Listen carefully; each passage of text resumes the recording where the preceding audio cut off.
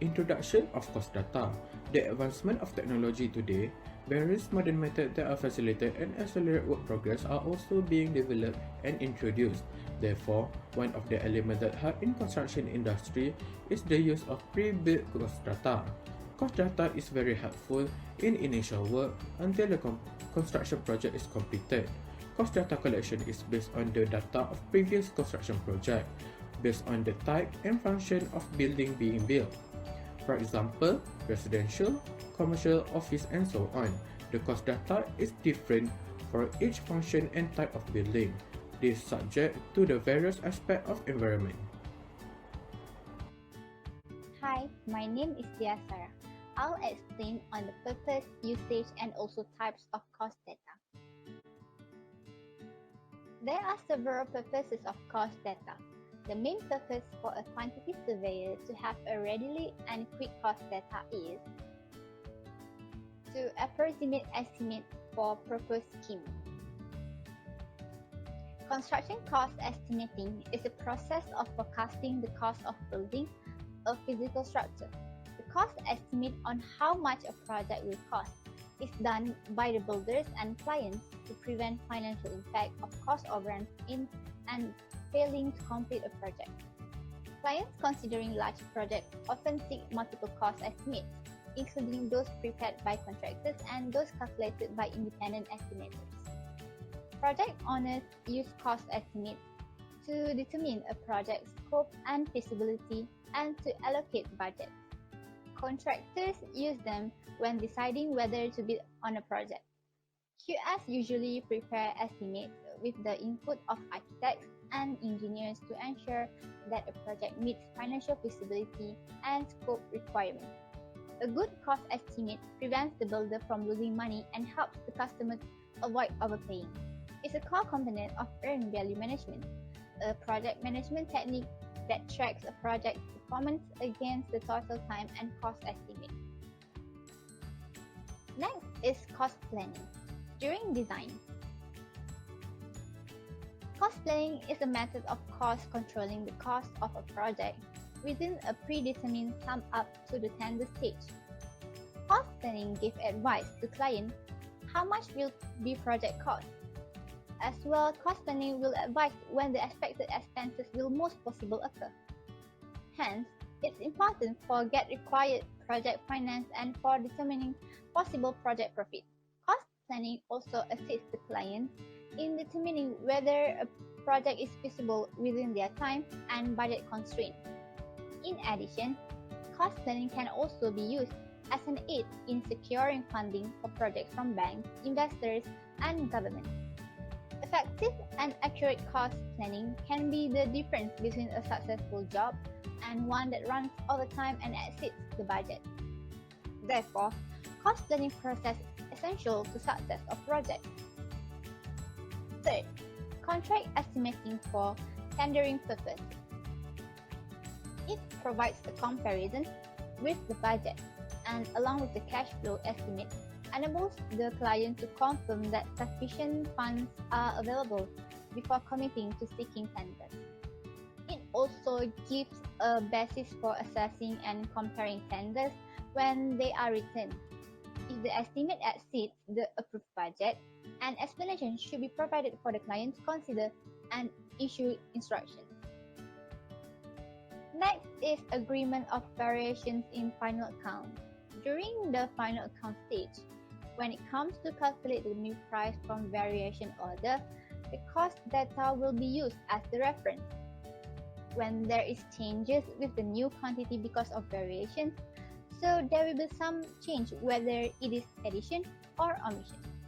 If there is additional of element, rate or price for the element is needed. The rate can be obtained from the cost data.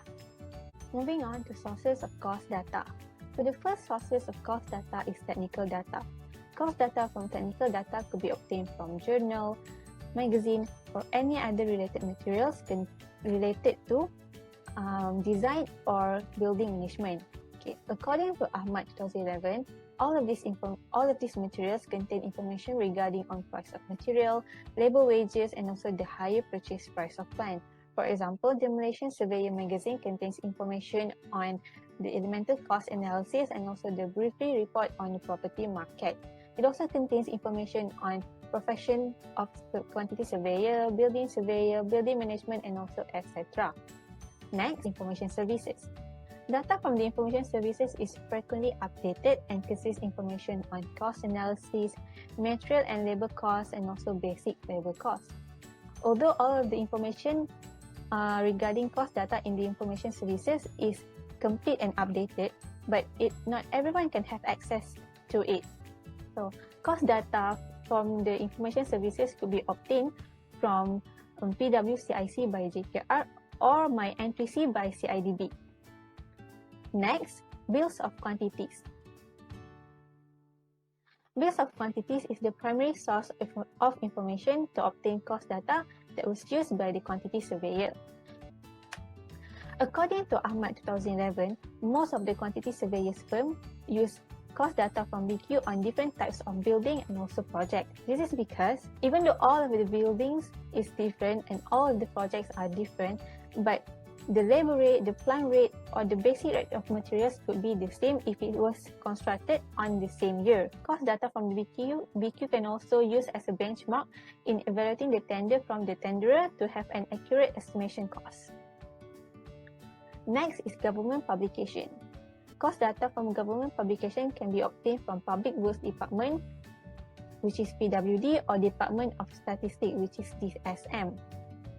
Both of these publications are government bodies which provide information regarding cost data or any other important information regarding policies that have been imposed or been changed. Next, factors affecting the reliability and accuracy of cost data. There are 8 total of factors affecting reliability of cost data, which is size of the project, competition and type of tender offer, site location, construction period, labor and material availability, condition of the construction industry, price stability, and methods of pricing preliminary works. Factors is size of the project.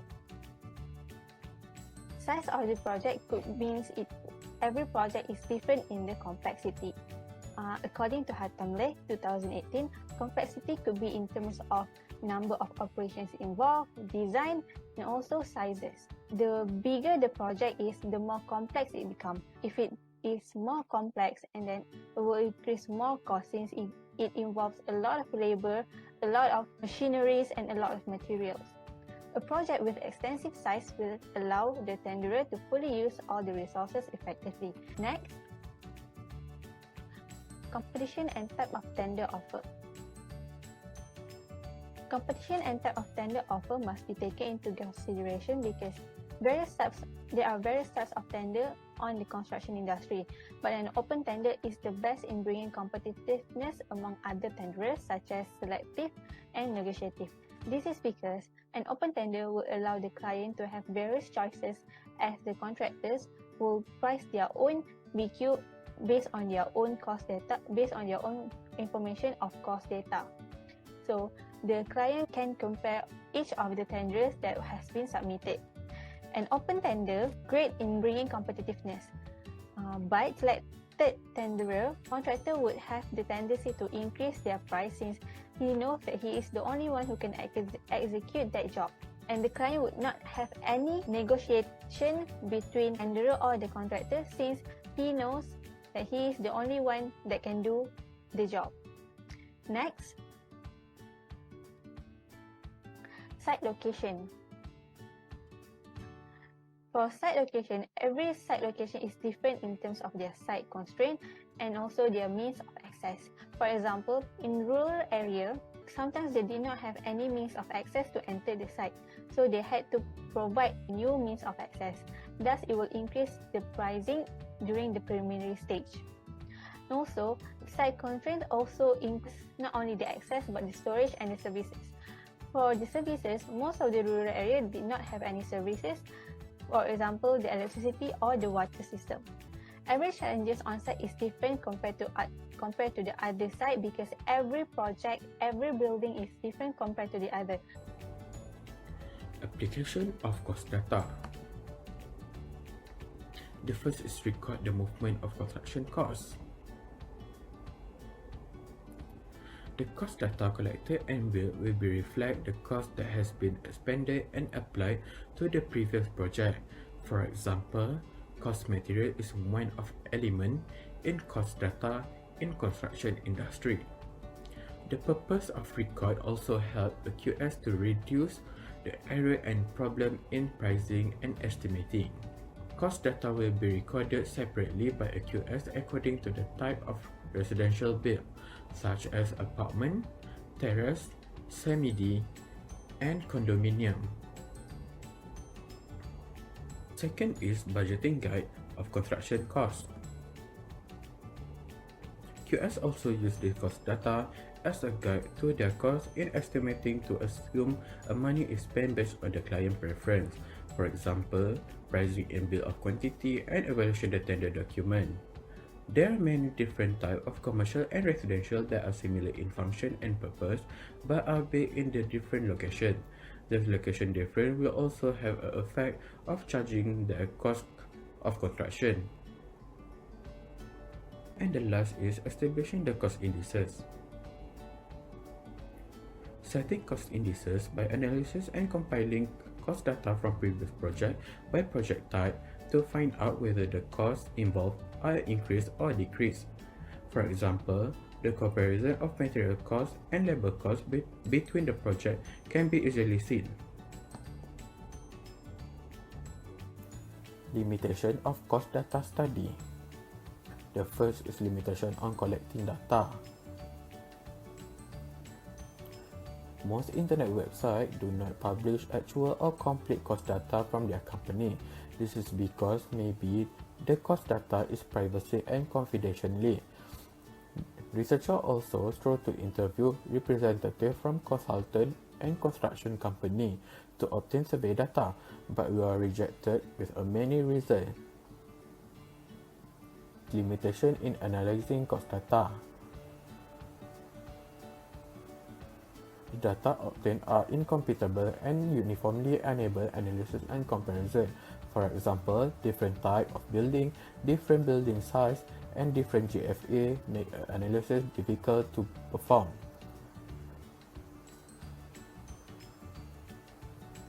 The next is limitation in producing offline cost data. To build an offline cost data, researchers need help, data, and information from several parties such as contractor, consultant, and supplier. Unfortunately, in the case of pandemic, it is difficult to obtain information and data to assist in the construction of offline cost data. Last is economic condition.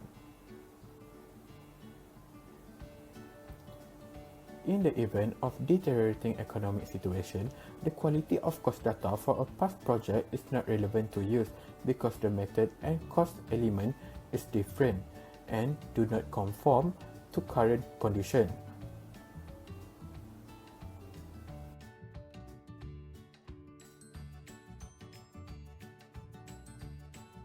We have chosen two types of cost data, which are construction costs for residential buildings and construction costs for office/commercial buildings.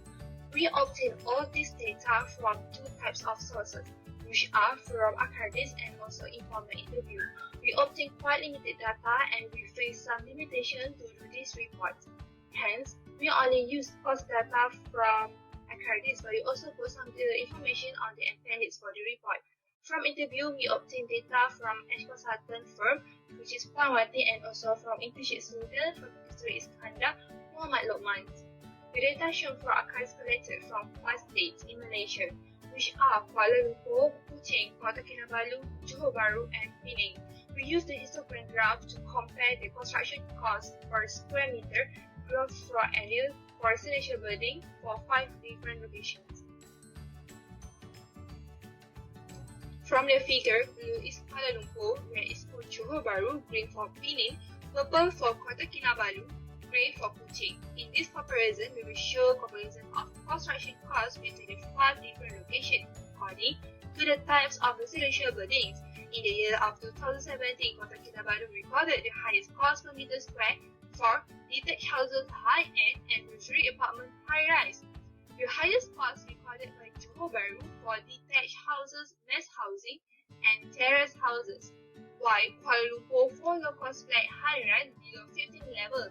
Both KL and JB recorded the highest cost for average standard apartment high-rise, which were recorded about the same cost around 2,200 ringgit. The lowest cost recorded by Kuching for detached houses, mass housing, terrace houses, average standard apartment high-rise, and luxury apartment high-rise. Kota Kinabalu also recorded the lowest for low-cost flat high-rise below 15 levels and low-cost flat low-rise below 6 levels. Next, we move to the year of 2018. Kuala Lumpur once again recorded the highest for detached houses, mass housing, average standard apartment high-rise, luxury apartment high-rise, and low-cost flat high-rise below 15 levels. Next, Kuching and Johor Bahru also recorded the highest cost for low-cost housing and terrace houses respectively. Next, we go to the lowest cost. Kuching, Penang, and Kota Kinabalu recorded the lowest cost respectively for detached houses, mass housing, detached houses high-end, low-cost flat high-rise below 15 levels. Meanwhile, the cost per meter square, which are almost the same, recorded by Johor Bahru and Kuala Lumpur for low-cost flat low-rise below 6 levels and low-cost housing, while Penang and Kuching recorded almost the same cost, which are the lowest for the building types of terrace houses, average standard apartments high-rise, and for luxury apartment high-rise. Next, we move to the year of 2019. As you can observe, obviously, Kuala Lumpur recorded the highest cost for luxury apartment high-rise, average standard apartment high-rise, detached houses, mass housing, and also for low-cost flat high-rise below 15 levels. Next, Kuching recorded the highest cost for low-cost flat low-rise below 6 levels. The lowest cost recorded by Kuching for detached houses, mass housing, Penang for detached houses, high-end, and Kota Kinabalu for low-cost flat high-rise below 15 levels. However, Johor Bahru and Kuala Lumpur recorded almost the same cost for low-cost flat low-rise below 6 levels and terrace houses, while Penang and Kota Kinabalu recorded also about the same cost for low-cost housing and low-cost flat low-rise below 6 levels. So basically, across the year from 2017 to 2019, the cost per meter square for every type of residential building for every location has shown a trend of increase, either in high-rise or low-rise. However, there is no decreasing trend shown for cost in any phases for every residential building. This trend might be affected by some factors, such as the capability of the location by transportation and so on.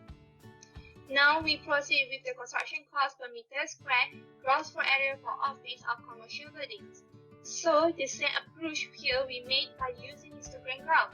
So here we have office or commercial building, such as average standard office, high-rise, precinct office high-rise, and shopping center. Next, in 2017, Kota Kinabalu recorded the highest cost for precinct office high-rise, but just a little bit higher than in Kuala Lumpur and Johor Bahru, while Kuala Lumpur and Johor Bahru were the same. Kuala Lumpur recorded the highest cost for shopping centers. Next, Kuching, Johor Bahru, and Kuala Lumpur recorded the highest cost at the same cost for every standard office high-rise. The lower cost recorded by Penang and Kuching for prestige office and shopping center, respectively. For every standard office, high-rise, Kota Kinabalu and Penang recorded almost the same and a bit lower than the rest of 3 locations in KL, Johor Bahru, and Kuching. Next, during 2018, Kuala Lumpur again recorded the highest cost for prestige office high-rise and shopping center, while just about the same with the cost in Kuching for average standard office high-end high-rise. Penang and Kuching recorded the lowest cost respectively for prestige office high-rise and shopping center. Meanwhile, the lowest cost for average standard office high-rise recorded by both locations, Penang, Kota Kinabalu. For 2019, Kuala Lumpur recorded the highest for prestige office high-rise and shopping center. Next, Penang and Kuching recorded the lowest cost for prestige office high-rise and shopping center, respectively. The construction cost in Kota Kinabalu is just a bit higher than in explaining why the construction costs for every standard office high-rise in both locations are the same.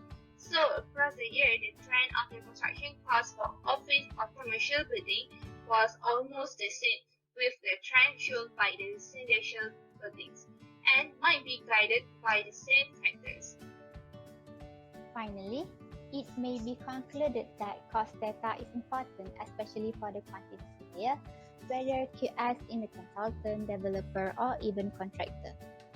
There are some purpose of cost data, which is to control contract operation, to estimate cost of the proposed project, and control the design to ensure figures of estimates produced are comparable or close to tender estimate. Next is to balance the cost in the estimate to ensure money is spent based on the client's preferences and also to discuss the schedule of rates with the contractor to speed up the tendering process. In closing, cost data is important for the quantity surveyor to have in hand readily and quickly because the cost data is used to do the estimate for proposed scheme, to do the cost planning during the design stage, estimating for tendering process, and other several reasons.